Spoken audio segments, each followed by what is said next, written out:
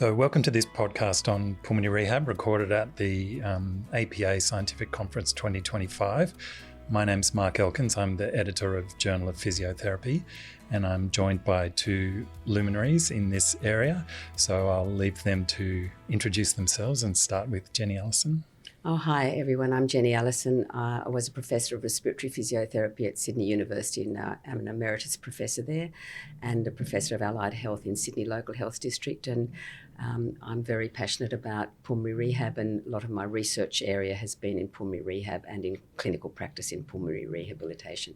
My name's Anne Holland. I'm Professor of Physiotherapy for Alfred Health and Monash University in Melbourne, and similarly a lot of my research has focused on pulmonary rehab and particularly access to pulmonary rehab. Thank you both very much for joining me. So I just want to launch in with a question, which is we've had gold standard evidence for decades that pulmonary rehab improves quality of life and dyspnea and survival, and yet global uptake really remains pretty low. We have a lot of research now into alternative models, community, home-based models, digital delivery. Do you think now that we have sufficient evidence that those other models should be implemented, and are health systems actually ready to adopt these kinds of remote or hybrid or home-based models? What do you think, Jenny? Yes, look, I think you can go on developing evidence for a long time, but I think the studies have been well done. The outcomes have been very much that these other models, other modes of delivery that we've all evaluated in different ways to try and improve access to pulmonary rehab have been similar, the outcomes, to centre-based rehab. And so I think the key thing about these models is just to ensure that they have the components of what we regard as essential for pulmonary rehab. So whether they're distance models or not, I really think we still have to make sure that we have centre-based assessments before and after the program. But the delivery within the program, I think we do have plenty of evidence to say that it'll work. And I do believe that if we had opened it up more, if we can open it up more to our patients, then if they can have some choices, it's more likely that they might stay the course and finish and complete their pulmonary rehab. I think it's a really big issue in terms of health dollar as to what models the health districts are prepared to support. Yeah, I agree, Jenny. I think we've certainly demonstrated that tele-rehab in its various forms is safe. There's certainly no increase in adverse events in any of the trials, which is important to underpin rollout, I think. And as you've said, the efficacy data are there. I think there's a variety of tele-rehab models that have been tested, and in terms of implementation, I think different health services will have different preferences and priorities for those. You know, there will be some settings in which a relatively equipment-free, low-cost model will be more appropriate, and others where, you know, the much more tricked-up video conference remote monitoring model will be possible. So I think that's an advantage as well of the literature that we have a variety of models for different circumstances. I think in terms of how health services implement these changes, I just reflect that, you know, we were coming to the end of a tele-rehab trial when COVID hit. And so we were fortunate to be able to roll straight out into clinical practice at our site at that point. But for many years, people have been saying to me, well, this is never going to roll out in clinical practice because you've got to do things like pay for equipment to be delivered and picked up and things like that. And that problem disappeared overnight when COVID hit. So I think, you know, there will be new ways of thinking about delivering services, but we've shown, I think, that can be implemented. And I just want to add one thing, I think, that it does depend on the health district, and we've got a really big issue in Australia of rural and remote access, and some of those health districts like that have a lot of rural and remote sites.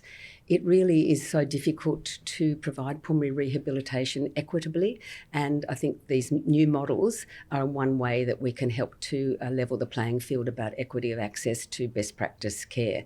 Even if it does require a centre-based assessment, the patient doesn't have to keep travelling throughout the program to come to the centre. So I think I think it really is very important for equity. I just want to move on to another issue, which is, in a lot of ways, pulmonary rehab is like a behaviour change intervention. We're trying to get people to sort of adopt exercise and physical activity as a long-term lifestyle change.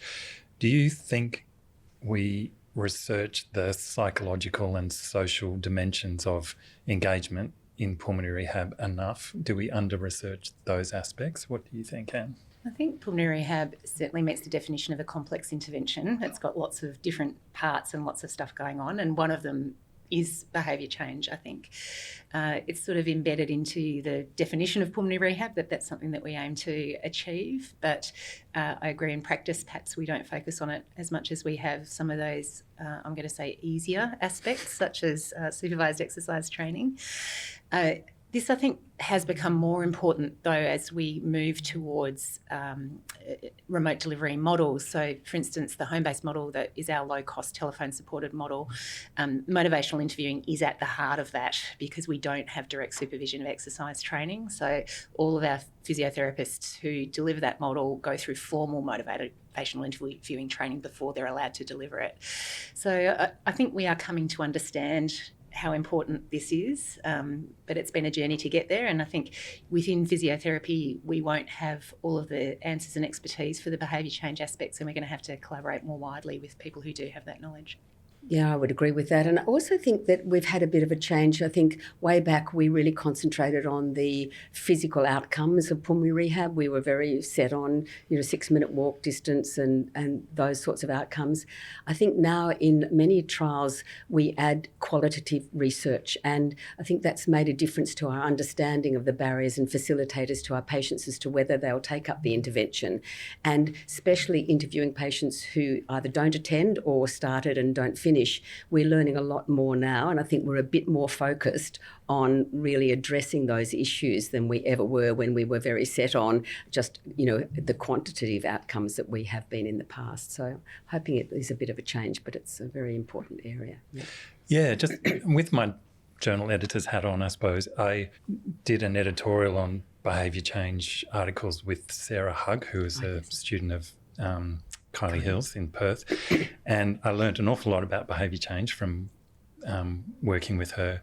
And one point that she made to me was that the word supervision is often included in as part of an intervention, and sometimes that might mean monitoring and or goal setting and or feedback, and sometimes there are specific behaviour change interventions sort of under that banner, and sometimes there's other things. And it just made me realise maybe we need to be a little bit more specific about documenting what might be a formal behaviour change intervention when we're writing up studies. As outcome measures for pulmonary rehab, the profession has relied on 6-minute walk test and quality of life tools for decades. Do you think our outcome measures reflect what matters most to patients? Do you think we should be getting into physical activity monitoring or wearables or other fancy technology in either research or in clinical practice? Or do you think it wouldn't change anything because of the established benefits on exercise capacity and quality of life, or would it just complicate clinical practice? Yeah, look, I think it's a balancing act, really. I think it works for some people. When, just taking your theme of behaviour change, I mean, sometimes those wearables can help with behaviour change because people get the feedback immediately. And I think particularly when they finish a program, to then have something that they can monitor themselves can be really helpful.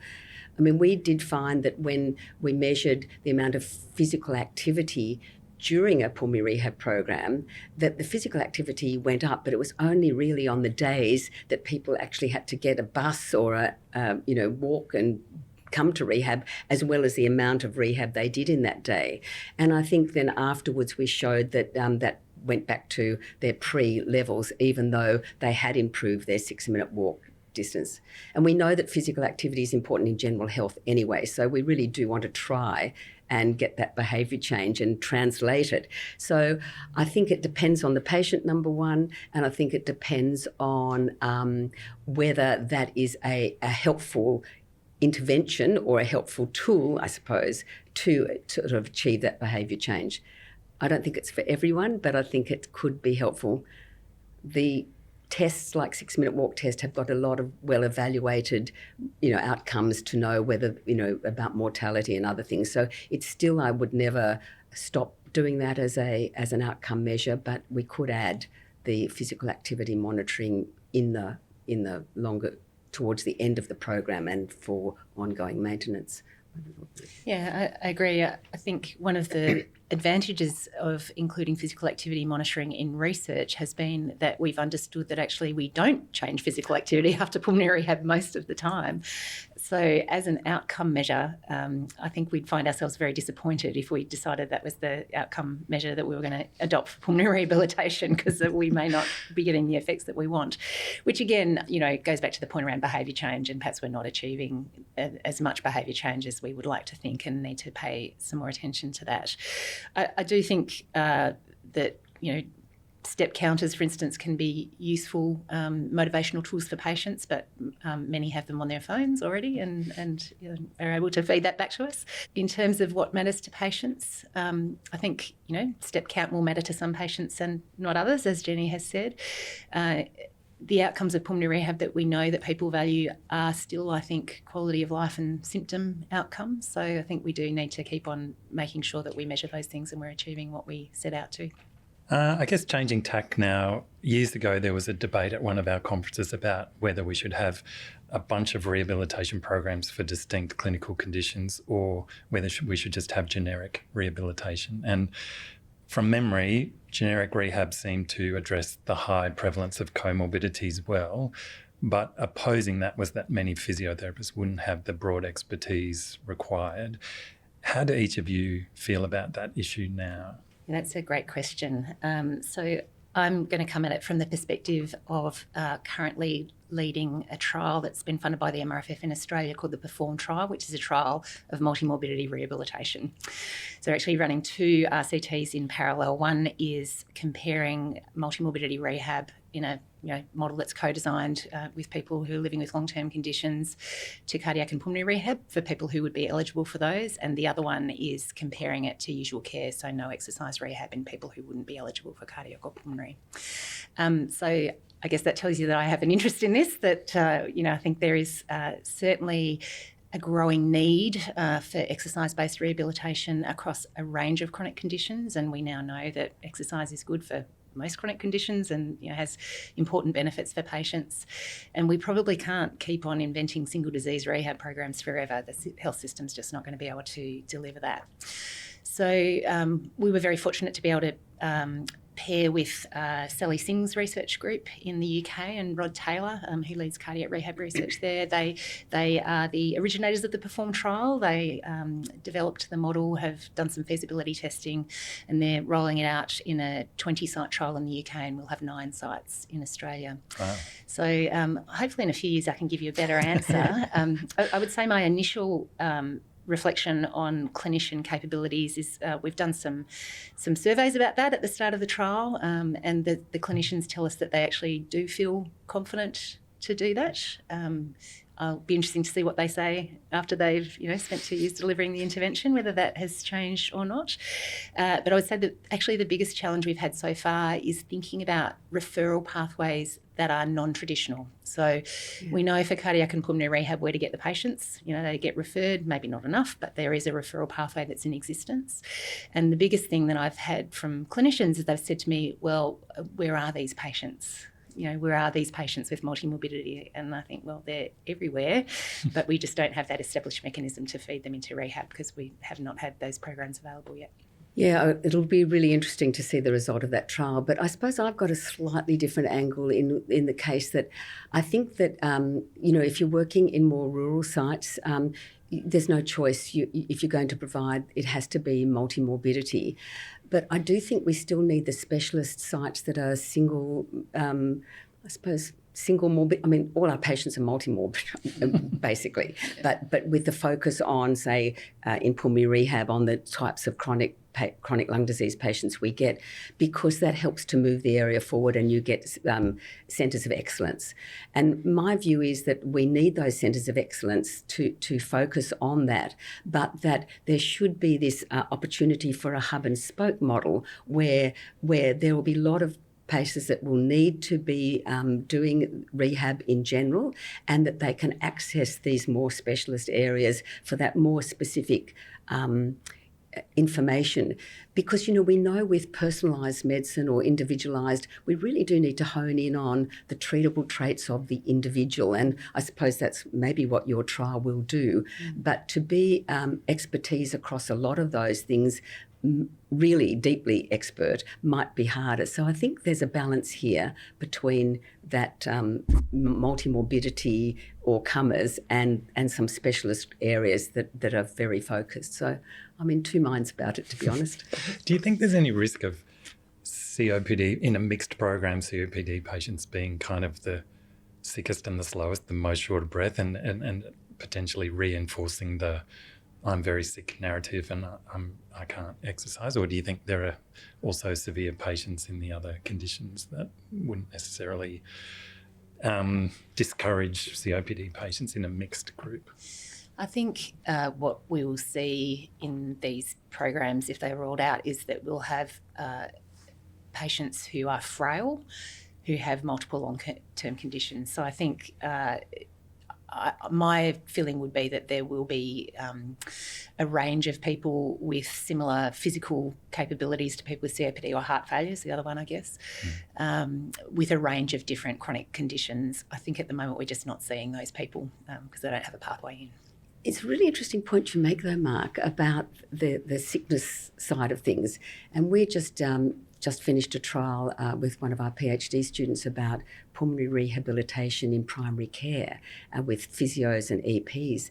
And one of the interesting things in the qualitative study is the patients feel normal because they're going to a physiotherapist who sees other patients with musculoskeletal conditions and healthy people, and they don't feel like they've got the sickness model. So again, I think your point is quite good in a way, that trying to change the environment where our patients are may be incredibly helpful to their psyche of being a person with a condition who could be well, rather than, oh, I'm sick and look how terrible everybody is around me. So I think it is an important point as to where people go for their program. Going back to that engagement issue that we talked about before, how much do you think this is lack of access and how much is lack of motivation, interest, self-efficacy, or belief in the effectiveness of pulmonary rehab? I'm thinking of lines in papers, again, raising Kylie Hill in Perth, where I think the WA government funds pulmonary rehab better than a lot of jurisdictions. And those papers say, even when these programs are widely available and government funded, uptake and completion remains surprisingly low. So how much do you think is lack of access and how much is lack of oomph? I think it's a bit of both, but really just going back to my previous point, where do you have to go to access these programs? So for a lot of patients, it's difficult and a pain in the neck to try and get there if they don't have support or transport, etc. And what we found in patients going to their local physiotherapist or exercise physiologist, they really love it because they see people from their own district that are there. They can get a parking spot because it's the local physio. They get engaged with other people in their local community and can go on with their maintenance with those people. And so I think that we sort of miss the boat in engagement. I mean, when you walk into a big gymnasium, like, some of the gyms that we use in the hospital, it's pretty daunting. And you've got to be a fairly motivated person to really walk in there, first of all, and then to stay the course, unless you get well greeted by a really lovely, engaged clinician, which I hope most pulmonary rehab clinicians are. But if you don't get that atmosphere, people feel threatened, and I think it's hard. So I think maybe, again, going back to environment, that might be important. I mean, I've done some work with Aboriginal community-controlled health services, and Aboriginal people do not like going to mainstream programs because they really feel culturally unsafe. It doesn't feel comfortable. You walk into an Aboriginal community-controlled health service and there's this wonderful atmosphere of everyone's pretty much Aboriginal, well greeted, well known, just comfortable, relaxed, and it does make a difference to engagement. So I think creating the engagement environment will make a difference to people coming, number one, and also how much they know about it before they get there. So sometimes they're too frightened to come because no one's told them very much about it. So I think it's a bit of an issue really to educate the community about what this is. Yeah, I agree. I think there is an engagement issue. I think it is a complex problem with many contributors. I guess one of the areas that I don't feel like we've been able to really address is the system barriers that we have here in Australia, but in other places in the world as well. Just imagine a time where health services or general practices didn't get paid if they hadn't referred their patient with COPD to pulmonary rehab. That might drive some behaviour change if that was the case. And we are seeing jurisdictions that are moving towards those sorts of, value-based care models. So the UK has had a program of national audit for years. They know exactly how many people are being referred to pulmonary rehab and how many people finish, and that gets reported back and reported publicly. And they're now moving towards, really making sure that they are delivering guideline-based care, with some financial carrots and sticks around that. So I think we need to look at all of the different levers that we have. Some of them I think will have to be system levers, but of course there's going to be engagement levers as well that we need. Do you think there's any role for case management, or is it just too expensive? I think it adds a level of complexity that's not always necessary. I just think the more layers you put in, the more difficult it is for patients to know who to talk to. And I'm not all that keen on that model, but I know it does work in some instances, but it just adds another, I think for patients it's confusing as to who they need to talk to. I mean, just going back to your driver thing, we do have the new clinical care standard for COPD from the Australian Commission on Safety and Quality in Healthcare, which we're hoping will be a driver because Quality Statement 5 says that all people with COPD should be referred to pulmonary rehab. And if you have an exacerbation, you should commence pulmonary rehab within 4 weeks post-hospital discharge. And that's based on very strong evidence that it makes a 52% reduction in readmission. So that standard is there and will hopefully be a bit of a driver for local health districts to ensure at least if somebody's admitted, they get referred.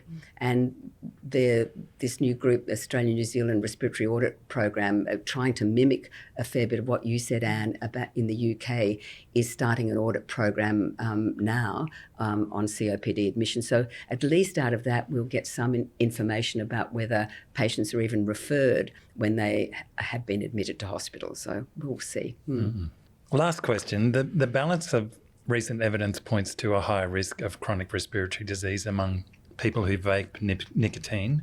On the other hand, a few well-done longitudinal studies find weaker or even no independent effect after very strict control for past smoking. So I'm wondering first how you interpret that evidence. And I know many pulmonary rehab programs struggle to get GPs to even do spirometry and refer on people who really need it. So maybe it's ridiculous to ask if any vapers have been referred yet, but I'm thinking of people like Simon Chapman and Nicola Roxon who sort of said we really should have clamped down harder on vaping and now it's rampant. So is vaping an issue for long-term lung damage? And if it is, are we doing enough about it? It's a great question. I'm glad you've asked it. So I think the first thing I would say is that many of the companies that are promoting and selling e-cigarettes are the same that promoted and are selling tobacco, and we know that they can't be trusted. So I think we should very firmly start with the attitude that these people do not have our best interests at heart and go from there. In terms of longer term effects, e-cigarettes have not been around really long enough for us to understand that. But we've got the same problem we have with cigarettes, is that we don't know what's in them, and it's incredibly variable, which makes those sort of long term effects even harder to sort out. What we do know is that since there's been widespread uptake of e-cigarettes, particularly around young people, we have had the first uptick in cigarette smoking in young people in Australia for many, many, many years. So I think the evidence is firm that e-cigarettes are a gateway to smoking cigarettes.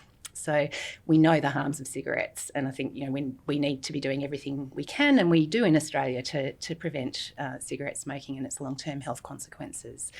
So I think We still probably don't really have the data on direct lung damage from e-cigarette use, but we certainly have a very good indication that, you know, this is a pathway into cigarette smoking, and we know exactly what that causes.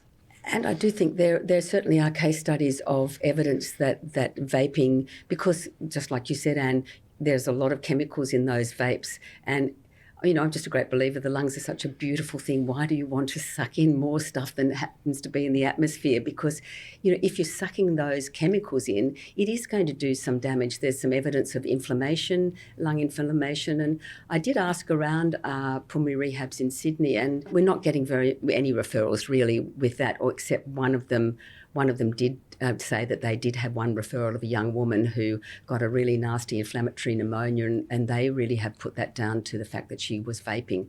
So I think that it's there. We know from some data in the United States particularly that there's some young people who ended up with quite severe lung damage in intensive care. So I think any chemical that you suck down into your lungs is not going to be good. And as you said, we'll know in the long term how bad it really is. But even there are some acute injuries happening already, I think. So I think it'd be, I go with Nicola Roxon, you know, she was great when it, you know, for stopping smoking. And so I have great admiration, and I'm hoping that they can get it under control, because it certainly isn't at the moment. Well, thank you both so much. It's wonderful to get your insights on all those topics, and we'll wrap it up there. Thank you. Thanks, Mark. Thank you.